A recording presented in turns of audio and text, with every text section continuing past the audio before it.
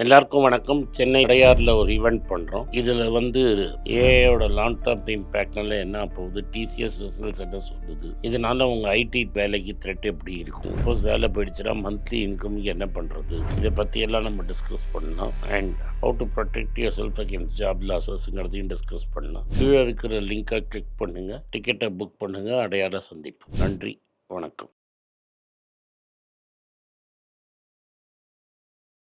வணக்கம். மீண்டும் மணிப்பேச்சில் உங்களெல்லாம் சந்திப்பதில் எனக்கு மிக்க மகிழ்ச்சி. நேற்று 30 ரூபா ஏற்றினாங்க, இன்றைக்கி 30 ரூபா குறைச்சிருக்காங்க. Gold practically flat with negative bias trade ஆகிட்டுருக்கு. வெள்ளி சேஞ்ச் இல்லைங்கிறாங்க, ஆனால் ஆக்சுவலாக பெரிய சேஞ்ச் இருக்குது. 2,19,000 சொச்சம்தான் ஃப்யூச்சர்ஸ் மார்க்கெட்டில் விற்குது. 2,10,000 ரூபாய்க்கு நீங்கள் வெள்ளியை விற்க முடியாது. ரூபா 96.32 இருக்குது. அதே சமயத்தில் பிரெண்ட் 84 தொத்துடுச்சு. ஸோ $84 கிட்ட இருக்குது. நிஃப்டி கீழே விழுந்து பாதாளத்தில் -5 போயிடுச்சு. எல்லா இண்டெக்ஸஸுமே ப்ராக்டிக்கலி ஃப்ளாட்டாக இருக்குது. பெரிய மூமெண்ட் இல்லை. மார்க்கெட்டில் நல்ல ப்ரெஷர் இருக்குது. இதுக்கு மேலே ஸ்டாக்கை பயங்கரமாக ஏற்றினீங்கன்னா திரும்பி வெள்ளைக்காரன் அடிப்பான். இதுலேயே இந்த லெவல்ஸ்லேயே எவ்வளோ நாளைக்கு தாங்கும்னு தெரியல. சியோலில் காஸ்பி ப்ரெஷரில் இருக்குது. அமெரிக்கன் ஈக்விட்டியும் ப்ரெஷரில் இருக்குது. அந்த இன்ஃப்ளேஷன் நல்ல நம்பர் வரலன்னா இதுவும் கீழே விழுந்திருக்கும். அதனால் பார்த்து பேஷண்ட்டாக இருந்து 1-2ன்னு பொறுக்கி எடுத்துக்கோங்க. ஓவராலாக மார்க்கெட்டில் ஜம்ப் பண்ணாதீங்க, மாட்டிப்பீங்க. இதுதான் நான் சொல்ல வேண்டியது. ஸோ இதுதான் மார்க்கெட்டோட கரண்ட் செய்தியும். நேற்று ஏறின ஸ்டாக்கெல்லாம் இன்றைக்கி விழுந்திருந்தது. சில ஸ்டாக்ஸ் எல்லாம் நல்லா பர்ஃபார்ம் பண்ணியிருக்கு. ஸோ தங்கமயில் நேற்று ஏறித்து இன்றைக்கி கீழே இறங்கியிருக்கு. So Tata motor commercial vehicle நேற்று ஏறித்து இன்றைக்கி விழுந்திருக்கு. Same thing with Kalyan jewellers, இது 3 விழுந்திருக்கு.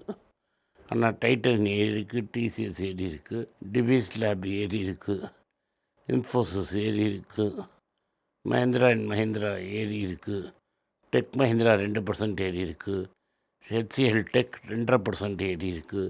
ஸோ ஓவராலாக பார்த்தீங்கன்னா மார்க்கெட் ஒரு மிக்ஸ்டு பேக்கில் இருக்குது. எதுவுமே பெருசாக ஏறவும் இல்லை, இறங்கவும் இல்லை. யூஎஸ் என்ன சொல்கிறாங்கன்னா, நாங்கள் ஈரானில் இன்டென்சிஃபைட் பண்ணி குண்டு போட்டுகிட்டே இருக்கிறோம், போட்டு அடி சாத்துன்னு சாத்துறோம்.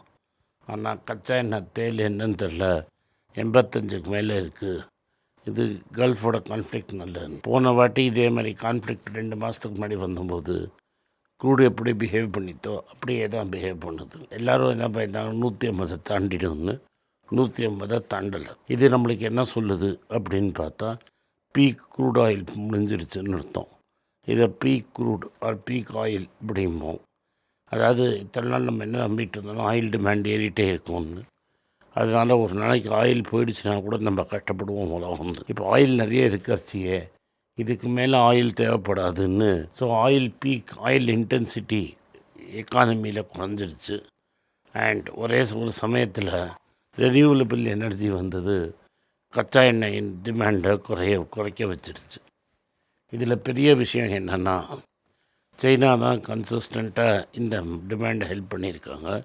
சைனாவில் 2 விஷயம் நடக்கிறது.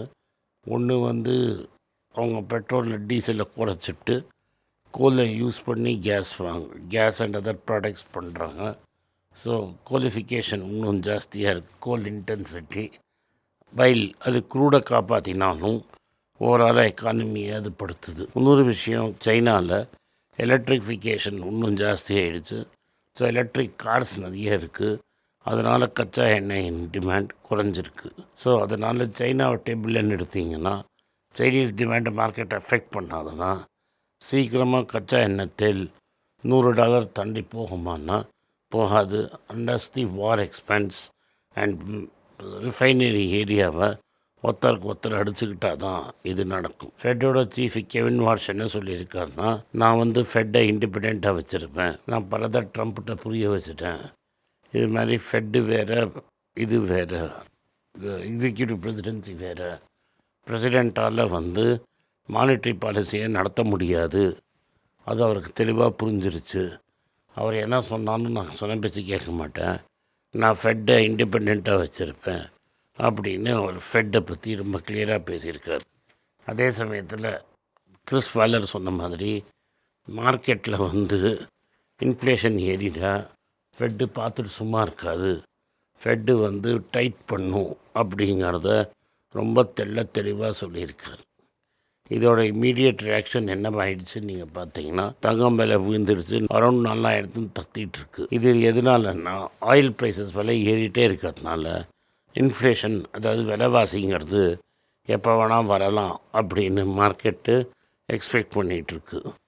அதனால் நம்ம கேர்ஃபுல்லாக இருக்கணும்னு என்னோடய ஃபீலிங். மற்ற ஊர்லலாம் இன்னும் விலைவாசி ஏற்றம் வரலை. நம்ம ஊரில் கோயம்பேடு அளவுக்கு வந்துருச்சு. சில கேஸில் வந்து மயிலாப்பூருக்கும் வந்துருச்சு. ஆனால் ரிசர்வ் பேங்க் கவர்னர் அது வரலன்னு சொல்லிகிட்ருக்கார். ஐபிஎம் வந்து நேற்று ஒரே ஒரு ஷார்ப் ரிக்கவரி ஆயிடுச்சு. அதனால் விப்ரோ அண்ட் இன்ஃபோசிஸோட அமெரிக்கன் டெபாசிட்டரி ரெசிப்டும் ஏறிடுச்சு. In cases of Wipro and Infy என்னென்னா, ஒரு அமெரிக்கன் டெபாசிட்ரி ரிசிப்ட்டுங்கிறதுல 2 ஷேர் இருக்கும் இந்தியன் ஈக்விட்டி. இதுதான் ஏடிஆரோட ரீசன். அடுத்தது இந்தியாவோட கோல்டு இம்போர்ட் பில்லு 47% ஏறிடுச்சு. 47% ஏறினதை பற்றி ஏன் நம்ம இன்றைக்கி பேசுகிற மாதிரி நிலைமையில் இருக்குன்னா, ஒருத்தர் நார்மலாக மனம் திறந்து பேசுவார். அவர் ஏதோ 50 டன்னு குறைஞ்சி போயிடுச்சு, அதனால் கோல்டு இம்போர்ட்லாம் இந்தியாவில் குறைஞ்சிடுச்சுன்னு கொண்டாடிட்டு இருந்தார். ஆனால் அது மாதிரி நடக்கலை. கோல்டோட வேல்யூ மக்கள் நல்லா இம்போர்ட் பண்ணிகிட்டே இருக்காங்க. விலை இறங்க கோல்டு வாங்குகிறாங்க. இது இந்தியாவோட ஃபாரின் எக்ஸ்சேஞ்ச் எக்கானமிக்கு நல்லா இல்லாமல் இருக்கலாம். ஆனால் இது வந்து மக்களோட சேஃப்டிக்கு நல்லது. கோல்டு லோன் இண்டஸ்ட்ரிக்கும் இது நல்ல டெவலப்மெண்ட்டு. ஏன்னா கோல்டு லோன் இண்டஸ்ட்ரி தான் இப்போ வந்து லார்ஜஸ்ட்டு செக்யூர்டு கிரெடிட் வாங்கியிருக்கிறது இந்த இண்டஸ்ட்ரி தான். விப்ரோ என்ன பண்ணுறாங்கன்னா, ஏஐ ஸ்ட்ராட்டஜியை ஆக்சலரேட் பண்ணுறாங்க.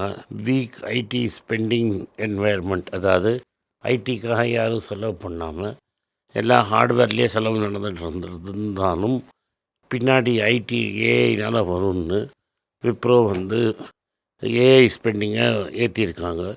நான் 2 நாளைக்கு முன்னாடி சொன்ன மாதிரியே பிரேம்ஜி வந்து அவரோட பிரேம்ஜி இன்வெஸ்ட் மூலமாக பல ஏஐ ஸ்டாக்கில் இன்வெஸ்ட் பண்ணி $43 பில்லியன் அது வர்த்தி இருக்குங்கிறது நம்மளுக்கு தெரியும்.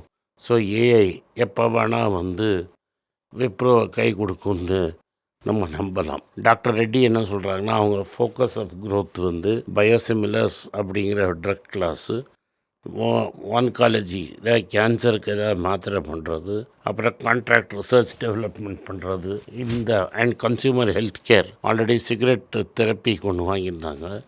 இது எல்லாம் வச்சு லாங் டேர்ம் க்ரோத்தில் நாங்கள் இப்படி தான் கான்சென்ட்ரேட் பண்ண போகிறோம்னு சொல்லியிருக்கிறாங்க. இது ப்ரைமர்லி வந்து ஒரு எக்ஸ்போர்ட் ரிலேட்டட் க்ரோத்து. அதனால் டாலர் டிபெண்ட்டு. இதை கண்ண மூடிட்டு நம்ம கன்சிடர் பண்ண முடியும். ஹீரோ மோட்டார் கார்ப் வந்து ஏத்தரில் அவங்க ஸ்டேக்கை திரும்பி ஏற்றிருக்காங்க. நடுவில் குறைஞ்சிருந்தது. இப்போ திரும்பி 30% மேலே வரத்துக்காக ஸ்டேக்கை ஏற்றிருக்காங்க. இந்த பணம் வந்து அவங்களுக்கு ரொம்ப அத்தியாவசியமாக தேவை. புது மாடல் டெவலப் பண்ணுறதுக்கு இந்த பணம் தேவைப்படுது.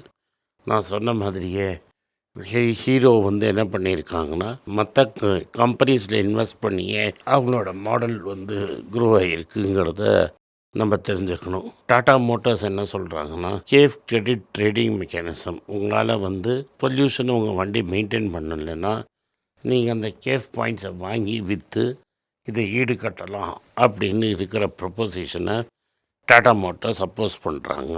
அமர் ராஜா என்ன சொல்கிறாங்க, 500 கோடி லித்தியம் அயான் செல் பிளான்ட்டை தெலுங்கானா ஆரம்பித்ததை மேனுஃபேக்சரிங் ப்ராசஸ் அங்கே ஆரம்பிப்பேன்னு சொல்கிறாங்க. கவர்மெண்ட் என்ன சொல்கிறாங்கன்னா, 12 கிகாவாட் ஏசிசி பேட்ரி கெப்பாசிட்டி இன்னும் காலியாக இருக்குது. யாராவது நீங்கள் பார்ட்டிசிபேட் பண்ணிங்கன்னா அல்ல எங்கள் காசு பணத்தை சப்சிடியாக கொடுப்போன்னு கவர்மெண்ட் சொல்லியிருக்கு. 10 கிகாவாட்டு இன்னும் மீதி இருக்குதுன்னு கவர்மெண்ட் சொல்லியிருக்காங்க. அதே சமயத்தில் ரூபா அதிபாதாளத்துக்கு போயிடுச்சு. 96.32 இருக்குது. அந்த சைடில் டப்புன்னு ட்ரேட் டெபிசிட் ஏறித்து, இந்த சைடில் 10 ரூபாயை ஒரு தட்டு தட்டினாங்க. செல்லமாக அப்படி தட்டினா பாலுக்கு 4க்கு போகிற மாதிரி போயிட்டுருக்கு. இதில் வந்து $100 பில்லியன் ஷார்ட் கவர்மெண்ட்டு இருக்குங்கிறத மறந்துடாதீங்க. அதை ஃபாஸ்ட்டாக வைலண்ட்டாக க்ளோஸ் பண்ணால் பக்காரோட யாக்கரோ இல்லை பும்ராவோட யாக்கர் மாதிரி இருக்கும் அப்படின்னு சொல்கிறாங்க. டாடா கேபிட்டல் 2 விஷயம் பண்ணுறாங்க. ஒன்று, அவங்களும் கோல்டு பிஸ்னஸில் உள்ளே போடுறாங்க. அப்படின்னா என்னென்னா, ஆல்ரெடி டைட்டன் மூலமாக தங்கத்தில் பெரிய லெவலில் இருக்காங்க. அதே சமயத்தில் டைட்டன் எங்கேயாவது நீங்கள் கோல்டு வாங்கிட்டீங்கன்னா கோல்டு ப்ளட்ஜ் பண்ணுறதுக்கு எங்கள்கிட்ட வாங்கன்னு டாட்டா சொல்கிறாங்க. அதுக்கப்புறம் என்ன சொல்கிறாங்கன்னா, கமர்ஷியல் ஷிப் பில்டிங் பண்ணலாம் அப்படிங்கிற ஒரு ஐடியாவில் இறங்கியிருக்காங்க. கேரளாவில் இது ஒரு ஏன்ஷியன் பிஸ்னஸாக இருந்தது. கேரளாவில் இதில் குதித்து இந்த பிஸ்னஸை பில்ட் பண்ணலான்னு நினைக்கிறாங்க. Space X for the first time IPO விலையோட கம்மியாக கிடைக்குது. இது மாதிரி கிடைக்கும்னு யாரும் நீங்கள் நம்பலை. இது நிச்சயமாக வரும்னு சொன்னேன். ஏர் அலி லூசஸ் மொமெண்டம்னு ஒன்று ஆட்டோமேட்டிக்காக இதுவும் கீழே இறங்கிடுச்சு. ஸ்பேஸ் எக்ஸ் ஐபிஓ ப்ரைஸோட கீழே இறங்கிடுச்சு. ஓவராலாக பார்த்தீங்கன்னா சைனாவோட Q2 ஜிடிபி குறைஞ்சிருக்குன்னு அவங்களே ஒத்துக்கிறாங்க. இது ரொம்ப மோசமான நம்பர். இது இவ்வளோ மோசமாக இருக்குன்னு யாரும் எதிர்பார்க்கல. இந்தியாவோட எக்ஸ்போர்ட்ஸ் 15.5% க்ரோத் இருந்தாலும் இம்போர்ட் அதோட ஃபாஸ்ட்டாக க்ரோ ஆனதுனால வரலாறு காணாத அளவுக்கு 5 மந்த் ஹையாக ட்ரேட் டெஃபிசிட் ஏறி இருக்குது. இது எங்கே நம்மளுக்கு இம்பேக்ட் தெரியுதுன்னா, டப்புன்னு ரூபா இவ்வளோ டிஃபரெண்ட்டு பூஸ்ட்டு இன்ஜெக்ஷன்லாம் போட்டு ஏற்றி வச்சுருந்த ரூபா காற்று இறங்கின பலூன் மாதிரி இறங்கிடுச்சு. நேற்று 96க்கு. இந்த வீடியோ உங்களுக்கு பிடிச்சிருந்தா இந்த வீடியோ லைக் பண்ணுங்கள், எங்கள் சேனலை சப்ஸ்கிரைப் பண்ணுங்கள், பெல் நோட்டிஃபிகேஷன் தட்டுங்க. இந்த வீடியோ முடிஞ்சால் உங்கள் சொந்தக்காரங்களுக்கும் ஃப்ரெண்ட்ஸுக்கும் அனுப்புங்க, அவங்கள பார்க்க சொல்லுங்கள். நன்றி, வணக்கம். எல்லாருக்கும் வணக்கம். குழந்தைங்களுக்காக ஃபைனான்ஷியல் லிட்ரஸி மணி ஃபார் நத்திங்னு 2வது பார்ட்டு. அண்ட் இதில் செக் எழுதுறது எப்படி, டெபாசிட் ஸ்லிப் எழுதுறது எப்படி, பணம் எப்படி வந்தது, பார்ட்டர்லேருந்து டிமானிட்டைசேஷன் வரைக்கும் எல்லாத்தையும் கவர் பண்ணியிருக்கோம். உங்கள் குழந்தைங்க அப் டு ஏஜ் 10-12க்கு ரொம்ப யூஸ்ஃபுல்லாக இருக்கும். இந்த புக் இப்போதைக்கு ஒரு ஸ்பெஷல் ப்ரைஸில் 450 ரூபாய்க்கு கொடுக்குறோம். இதை யூஸ் பண்ணிக்கோங்க. நன்றி, வணக்கம். moneypage.com வெப்சைட்டை சப்ஸ்கிரைப் பண்ணுங்கள். ஒரு வாரத்துக்கு 4 ப்ரீமியம் ஆர்டிக்கலும் ஃப்ரீ ஆர்டிகல்ஸ் ஒரு 10லேருந்து 15 நாங்கள் போடுறோம். இது சப்ஸ்கிரிப்ஷன் ஒரு மாதத்துக்கு 99 ரூபா தான். இங்கே சொல்கிற கான்செப்ட்ஸை கிரேட்டாக எக்ஸ்பேண்ட் பண்ணி போடுறோம். நீங்கள் படித்தீங்கன்னா உங்களுக்கு யூஸ்ஃபுல்லாக இருக்கும். நன்றி, வணக்கம். குழந்தைங்களுக்காக ஒரு புஸ்தகம் லான்ச் பண்ணோம். அது ரொம்ப சக்ஸஸ்ஃபுல்லாக இருக்குது. யாருக்கெல்லாம் அந்த புஸ்தகம் போகணுமோ எங்கள் டீமுக்கு கான்டாக்ட் பண்ணுங்கள். கீழே இருக்கிற நம்பர்லேயும் வெப்சைட்லேயும் கான்டாக்ட் பண்ணிங்கன்னா உங்களுக்கு அந்த புஸ்தகத்தை நீங்கள் வாங்கிக்கலாம். மற்ற எங்கள் புஸ்தகமும் அவைலபிள். எங்கள் வெப்சைட் மூலமாகவும் வாங்கலாம். கீழே இருக்கிற வாட்ஸ்அப் நம்பர்லேயும் மெசேஜ் அனுப்பலாம். நன்றி, வணக்கம். எல்லாருக்கும் வணக்கம். எல்லாருக்கும் ஒரு இம்பார்ட்டன்ட் அறிவிப்பு. நான் யார்ட்டையுமே பணம் வாங்குறது கிடையாது. நான் யாரையும் டைரெக்டாக கன்சல்ட் பண்ணுறது கிடையாது. என் பேரை சொல்லி நிறைய ஸ்கேம் நடக்குது. டெலிகிராம் குரூப், வாட்ஸ்அப் குரூப்னு. எனக்கு இருக்கிற வாட்ஸ்அப் குரூப்லாம் சும்மா இன்ஃபர்மேஷனுக்கு மட்டும்தான். நான் செபி ரிஜிஸ்டர்ட் அட்வைசர் கிடையாது. நான் சேனல் நடத்துறது எஜுகேஷன் பர்பஸ். அதில் ப்ரைஸே பேச மாட்டேன். இதை வாங்கு அதை வித்துருன்னு சொல்லவும் மாட்டேன். என் பேரை சொல்லி பண்ணுறாங்கன்னா ஏமாந்துடாதீங்க. நன்றி, வணக்கம்.